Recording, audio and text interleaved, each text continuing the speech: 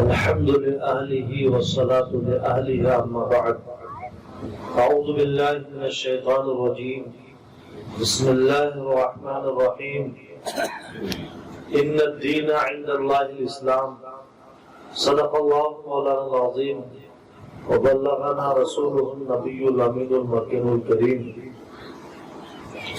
درود پاک پڑھنا اللهم صل على سيدنا ومولانا محمد معدن الجود والکرم وآلہ واصحابہ وبارک وسلم۔ ہماری اور آپ کی مشترکہ سعادت ہے کہ نقیب اہل سنت حضرت علامہ مولانا شاہ الامام صاحب دامت برکاتہم العالیہ ہمارے مابین تشریف رکھتے ہیں۔ میں یہ تو نہیں کہوں گا کہ آپ لوگ ناجائز فائدہ اٹھا رہے ہیں،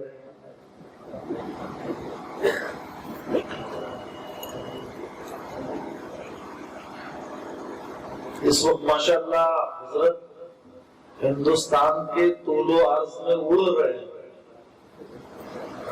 لیکن آپ کا رشتہ ہے کہ آپ کہہ سکتے ہیں کہ ہم سے اڑیے نہیں،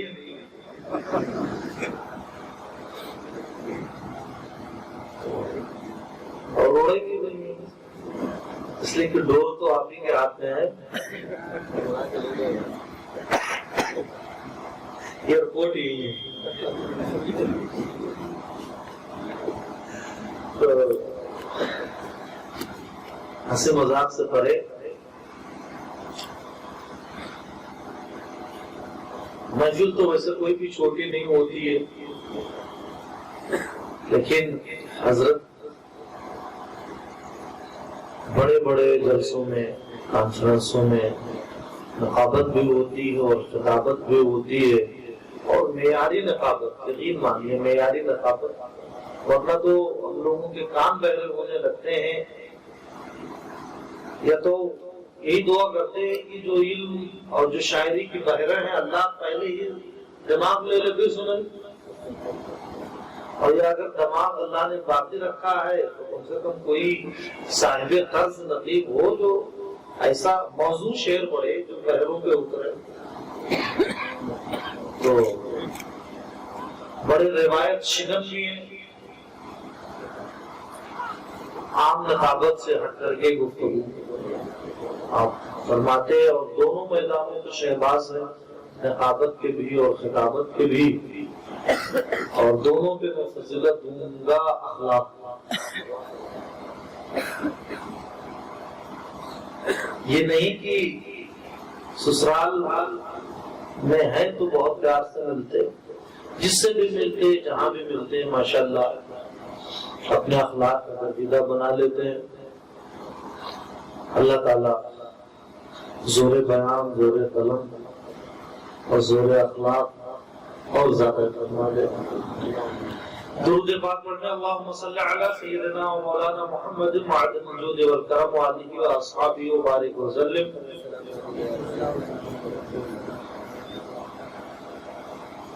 ڈاکٹر علی مشرف جائزی صاحب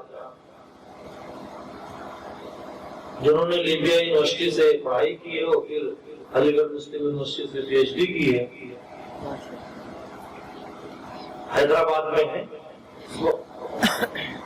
تو سنی عالم ہے، دیوبندی پروفیسر اور ڈاکٹر سے ان کی ملاقات ہوتی تو وہ کہتے یہ بتاؤ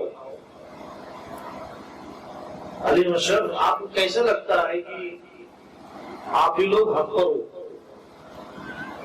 انہوں نے کہا جتنی ہم اور ہماری جماعت غلطیاں کرتی ہے اس کا 10% آپ غلطیاں کر کے دیکھیں، آپ کا وجود بکھر نہ جائے تو کہنا یہ ہماری حقانیت ہے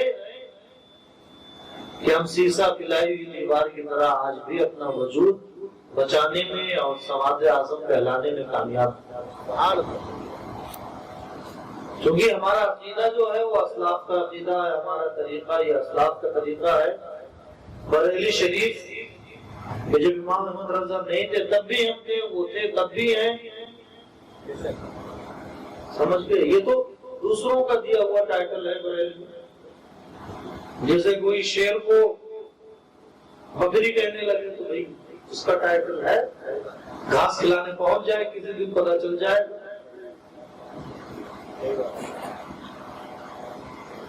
تو ہمارا عقیدہ اور عمل جو ہے یہ اسلاف اور صحابہ کا، اور باقی جو بیچ والے ہیں ہمارے جماعتی بھائی، معاف کرنا، ان کے عقیدے تو سلفیوں والے ہیں، وہابیوں والے ہیں، اور اعمال صوفیوں والے ہیں. جیسے صاحب نے کہا یا تو کسی دن آپ لوگ آمین والے ہو جاؤ گے اور یا تو الفاتحہ والے ہو جاؤ گے، اور یہی ہو رہا ہے یونیورسٹی میں. اور پریکٹیکل دیکھیے، ایک بڑے اسپیکر ہیں جن کے لوگ قسمیں کھایا کرتے تھے، جن کی وجہ سے لوگ اہل سنت سے مکر گئے تھے. نام نہیں لیں گے، یہ بھی نہیں بتائیں گے موچیں ہیں کہ نہیں ہیں. ان کے بیٹے کا بھی انتقال ہوا تو قبر پہ پھول بھی چڑھایا گیا، فاتحہ خوانی بھی کی گئی، اور جنازے کے بعد دعا بھی ہوئی. وہ تو چھوڑ دو، دوسرے ملک کی بات ہے، ہمیں بہت زیادہ سوٹ نہیں کرتا پاکستان. انڈیا میں آ جائیے، ابھی 28 تاریخ کو، غالباً 28 ستمبر کی بات ہے، کبھی لوگوں صرف 28 کو تو یونیورسٹی کے کینیڈی آڈیٹوریم میں دارالعلوم دیوبند کے شیخ الحدیث آئے تھے جشن عید میلاد النبی منانے. آج بھی پوسٹر ہمارے پاس ہے، میں دے سکتا ہوں، واٹس ایپ میں کھینچ لیا تھا. یہ بتاؤ دیوبند کے عالم اگر میلاد پڑھیں تو جائز اور ہم لوگ پڑھیں تو ناجائز؟ آپ کی عدالت میں فیصلہ ہے. یا طارق جمیل صاحب پھول ڈالیں تو جائز، اور بریلی شریف کا ماننے والا اپنے مردوں کی قبر پہ پھول ڈالے تو ناجائز؟ یہ کیسے ہو جائے گا؟ اسلام میں ایک ہے تو قانون بھی ایک ہونا چاہیے نا. اور ہمیں کسی مولانا مولوی ملا کی ضرورت نہیں ہے. آئیے قرآن و حدیث کی روشنی میں چند باتیں سن لیں، انشاءاللہ دل و دماغ میں جو غبار بھرا ہوا وہ ختم ہو جائے گا. میلاد شریف کے بارے میں لوگوں کو بڑے اعتراضات ہیں کہ یہ میلاد اور یہ میلاد پہ خرچ کرنا، یہ لائٹیں، یہ کہاں جائز ہے. اور جب بیٹے کی شادی کی باری آتی ہے تو ساری چیزیں ہم ہضم کر جاتے ہیں، پھر کوئی فتویٰ نہیں، پھر ہم لوگوں کو فنڈامنٹلسٹ کہتے ہیں، قدامت پسند، بنیاد پرست. کرتے پاجامے والے، شادی کی بات ہے یار، یہاں تو ہونے چاہیے تھوڑے اچھل کود. ایک حدیث بات ہے مسند امام احمد ابن حنبل میں، اس کی 3 چین ہیں، چین آف نریشن. کسی حدیث کو اگر پرکھنا ہو کہ کس معیار کی ہے تو اس کے سند کو دیکھیے. سب سے افضل سند جو ہے اور سب سے افضل درجہ جس حدیث کا ہے وہ حدیث صحیح ہے. تو جو حدیث کو بیان کرنے جا رہا ہوں ایک سند سے حدیث صحیح ہے، اور دوسری سند سے صحیح غیر ہی ہے، اور تیسری سند سے وہ حدیث حسن. چاہے صحیح ہو یا صحیح غیر ہی ہو یا حسن ہو، اس سے سند لانا، اس سے دلیل پیش کرنا یہ جائز ہے. سیرت ابن اسحاق میں بھی یہ حدیث نقل کی گئی ہے. امام ابن اسحاق جو ہیں امام بخاری کے شیوخ میں آتے ہیں. امام بخاری وہ لکھتے ہیں کہ ایک دن اللہ کے پیارے رسول صلی اللہ علیہ وآلہ وسلم کے صحابہ عرض کرتے ہیں کہ یا رسول اللہ اخبرنا عن نفسک، اے میرے آقا آج آپ اپنے بارے میں بتا دیں، آج آپ اپنے بارے میں بتا دیں. وہ عرب جن کا حافظہ اتنا مضبوط تھا کہ وہ اپنے نسب کو تو چھوڑو، اپنے گھوڑوں جانوروں کو بھی نسب کو محفوظ رکھتے تھے. کون نہیں جانتا تھا کہ ہم جس نبی کا کلمہ پڑھتے ہیں ان کے ابو کا نام عبداللہ، ان کی امی کا نام آمنہ، دادا کا نام عبد المطلب اور دادا کا نام ہاشم۔ آپ کا خاندان ہاشمی ہے، قبیلہ قریش ہے، اولاد اسماعیل میں سے ہے۔ کون نہیں جانتا تھا قرآن تاہا جسے کہتا ہے یہ ہے، یاسین یہ ہے، مزمل یہی ہے، مدثر یہی ہے، یا یور رسول یہی ہے، یا یور نبی یہی ہے؟ کون نہیں جانتا تھا؟ بھائی جن کا کلمہ پڑھتے ان کے بارے میں اتنا جانتے رہے ہوں گے نا، اور کیوں نہیں جانیں گے؟ اس کے بعد یہ سوال کرنا یا رسول اللہ آپ اپنے بارے میں بتا دے، یہ سوال ہی سب کچھ بتا دیتا ہے۔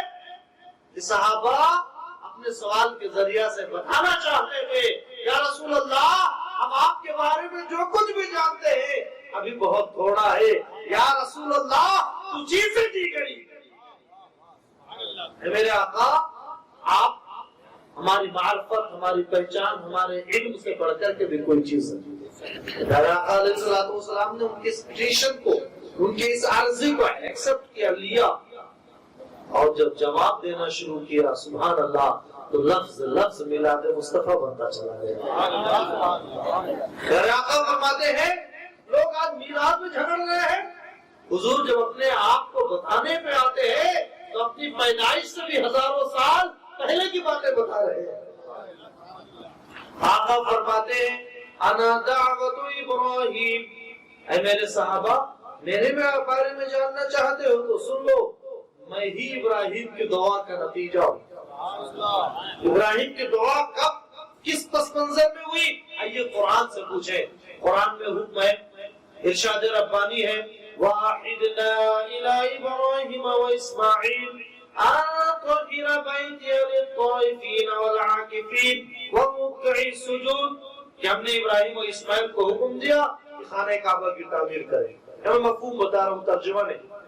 تو ابراہیم علیہ السلام معمار بن گئے اور حضرت اسماعیل علیہ السلام پتھر اٹھا اٹھا کے لانے لگے۔ جب کعبہ کی بلڈنگ مکمل ہو گئی، آج لوگ سوال کرتے ہیں کہ یہ ہر نماز کے بعد دعا مانگنے کا ثبوت کہاں سے؟ تو اللہ تعالیٰ نے ابراہیم و اسماعیل سے بس اتنا کہا تھا کہ کعبہ کی عمارت تعمیر کرو، یہ نہیں کہا تھا کہ تم دعا بھی کرو۔ لیکن ابراہیم و اسماعیل اللہ کے پیغمبر تھے، اللہ کے پیغمبر تھے، نبی تھے، اللہ کی مرضیات سے واقف تھے کہ اللہ کن کن چیزوں کو پسند فرماتا ہے۔ وہ جانتے تھے کعبہ کی تعمیر کرنا ایک اہم کام ہے، اور کسی اہم کام کرنے کے بعد اگر دعا کی جائے تو اللہ قبول فرماتا ہے۔ نماز اہم الفرائض ہے، عقائد کے بعد سب سے افضل اور اعلیٰ درجہ اگر کسی کا ہے تو نماز کا ہے۔ قبر میں عقیدے کے بارے میں سوال ہوگا تو حشر میں نماز کے بارے میں ہوگا سوال، عمل کے بارے میں، اعمال میں سب سے پہلے نماز کے بارے میں سوال ہوگا۔ تو نماز اہم العبادات ہے، تو جب ہم نے ایک فریضہ ادا کیا ہے تو اب اللہ تبارک و تعالیٰ کی بارگاہ میں دعا مانگیں تو دعا قبول ہوگی۔ مزاج کہاں سے ملتا؟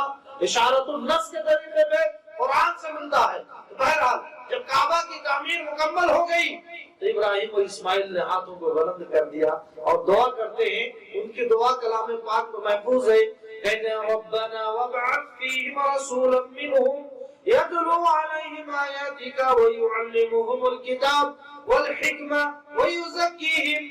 مفہوم بتا رہا ہوں کہ اے اللہ، آدم سے لے کر اب تک پیغمبروں نے جس نبی، جس رسول، جس آخری پیغمبر کے آنے کی خوشخبری دی ہے، اے اللہ اس رسول کو کہیں اور نہیں ابراہیم و اسماعیل کی نسل میں پیدا فرما دے۔ آقا فرماتے ہیں حضرت ایک نبی ہوتا، ایک رسول ہوتا، ایک اولو العزم پیغمبر ہوتا۔ نبی سے بڑا درجہ رسول کا، اور رسول سے بڑا درجہ اولو العزم پیغمبر کا۔ حضرت آدم اولو العزم پیغمبر ہیں، حضرت نوح اولو العزم پیغمبر ہیں، حضرت موسیٰ اولو العزم پیغمبر ہیں، حضرت عیسیٰ اولو العزم پیغمبر ہیں، حضرت رسول اکرم علیہ السلام اولو العزم پیغمبر ہیں۔ اور امام ربانی مجدد الفیضانی لکھتے ہیں کہ ایک اولو العزم پیغمبر سے دوسرے اولو العزم پیغمبر کے بیچ میں جو پیریڈ ہوتا ہے وہ کم سے کم 500 سال کا ہوگا۔ دیکھیں حضور علیہ السلام ہے، پھر حضرت عیسیٰ علیہ السلام، پھر حضرت موسیٰ علیہ السلام، پھر حضرت ابراہیم علیہ السلام۔